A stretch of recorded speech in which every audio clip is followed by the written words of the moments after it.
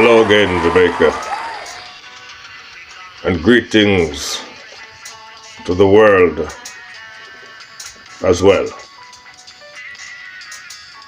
Philippians 2 verse 4 says, let each of you look not only to his own interests, but also to the interest of others.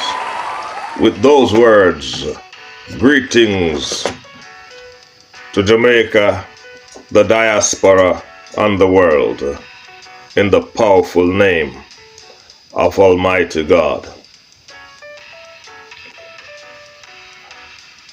I come to address the issue of leadership in Jamaica and where we are as a country. And we are at a point in time where we can safely say that Jamaica is at the worst position in history. Never before has our country been in the doldrums as it is now. Jamaica is on the verge of being called a failed state. The incompetence of our leaders have led us to a very uncomfortable reality. We are at the crossroads of chaos, desperation, mayhem, and confusion. It's a four-way street that no matter where you turn, there is an issue, and a major issue as well. And so at this junction that our leaders have led us, it is clear that the nation should go no further with this nonsensical leadership, if I might put it like that, and that's just putting it mildly. Over the years, we have seen the economic decline of our country.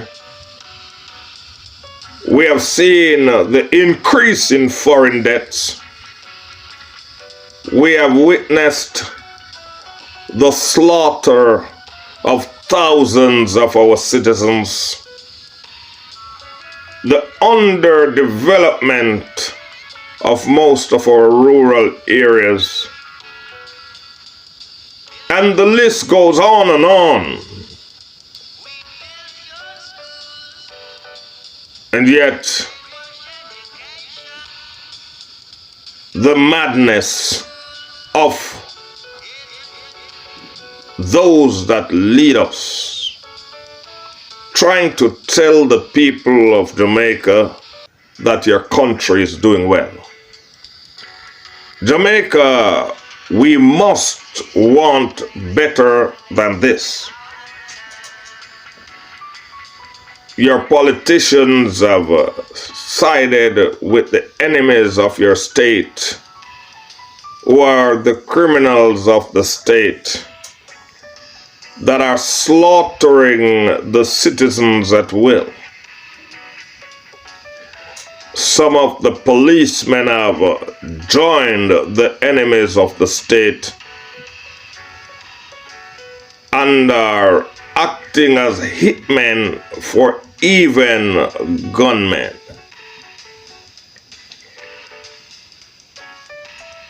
The void that is left in the lives of many Jamaicans because their loved ones are slaughtered cannot be filled by empty promises.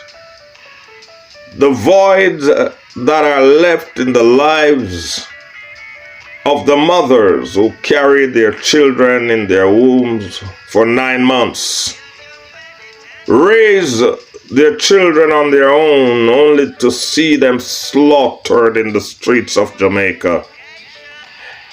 And there's not a system and a method in place to apprehend and bring to justice the monsters that carry out these grievous acts. I'm lost for words when I think of the things that are happening in our beautiful country.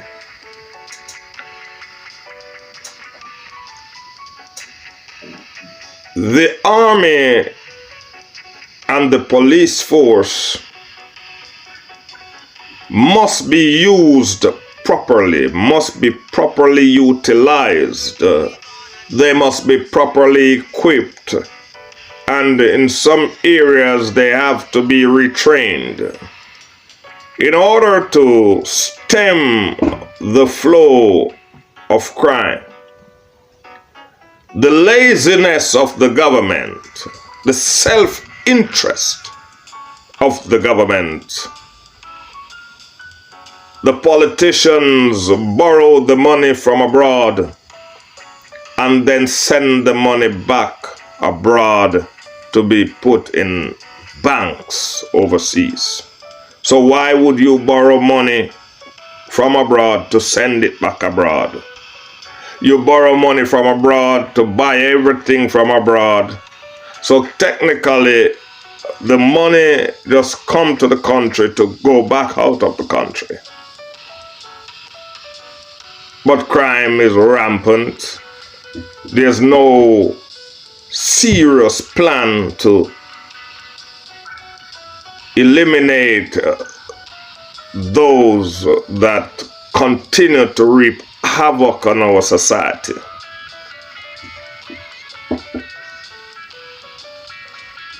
The United States government have recently issued a travel advisory against Jamaica, against traveling to Jamaica, which is the beginning of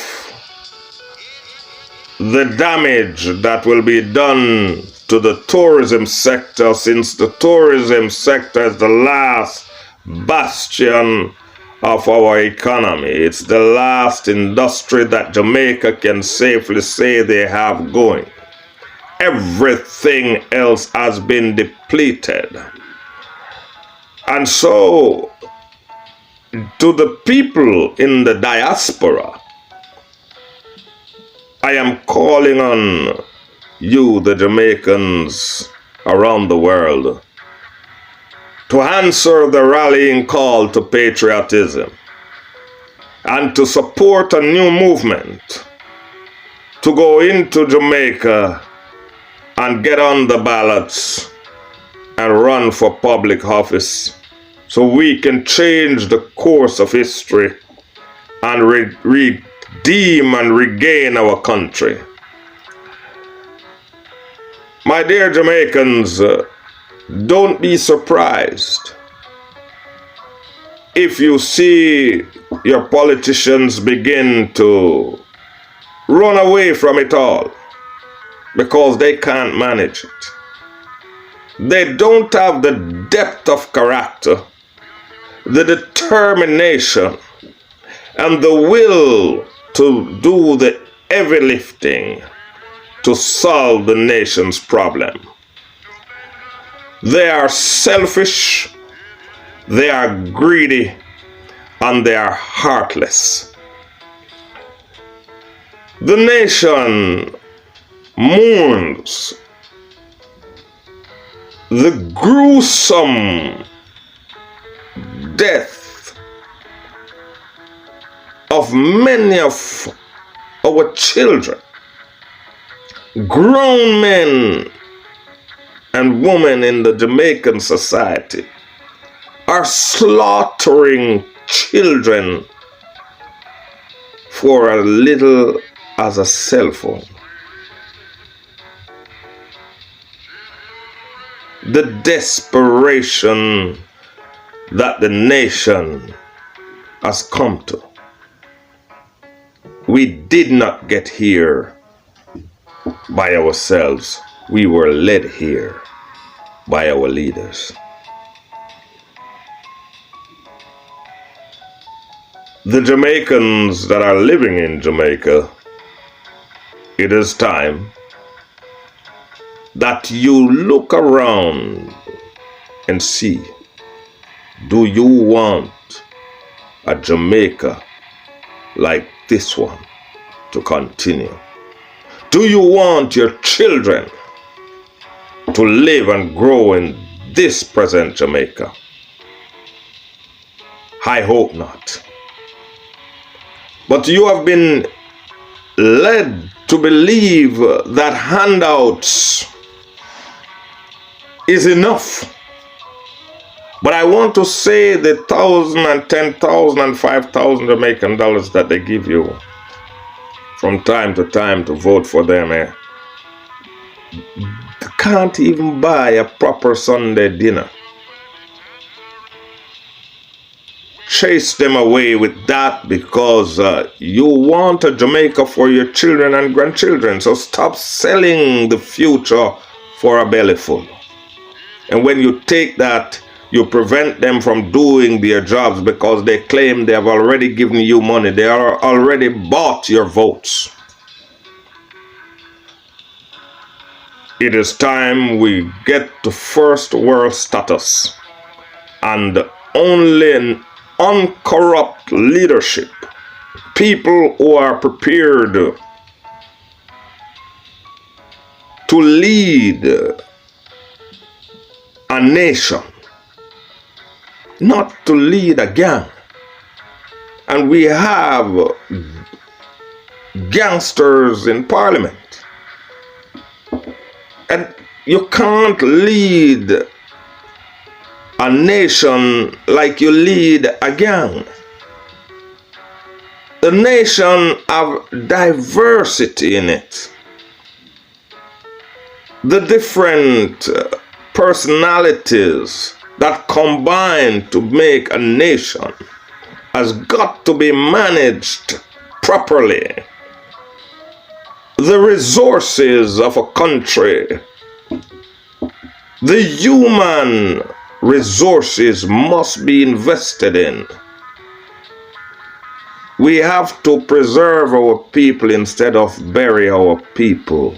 And the only people that are benefiting from the level of murder in Jamaica are the funeral homes, the morgues. They are getting rich and they enjoy putting on a show at funeral time. And the nation seems contented with a beautiful casket going down the street, drawn in glass chariots, and the splendor of funeral. They've gotten so used to death that death is literally celebrated in Jamaica. People forget that the dead could have been alive had the country been running properly. They enjoy the spectacle of a splashy funeral to get the compliments of how nice the funeral was. And I've listened to my Jamaicans talk, and they seem to relish pretty funerals. We have a country to save. And these funerals could have been graduation ceremonies instead. The young man and young woman that lie in these beautiful caskets and the crowd and spectacle that goes on at the hour of their burial could have been reversed. This crowd and this spectacle should have been at their graduation from one of our prestigious colleges or universities, which we need to have a lot more of those, and relax the requirements that is needed to enter these tertiary institutions. And this is where we are at as a country, where we have got to stop relish death and destruction and begin to preserve and save what's left of the country for the future of the country. Until next time, like, share, and subscribe. Join the movement and let us grow and lift up our voices and be heard. Spread the word so it can be heard.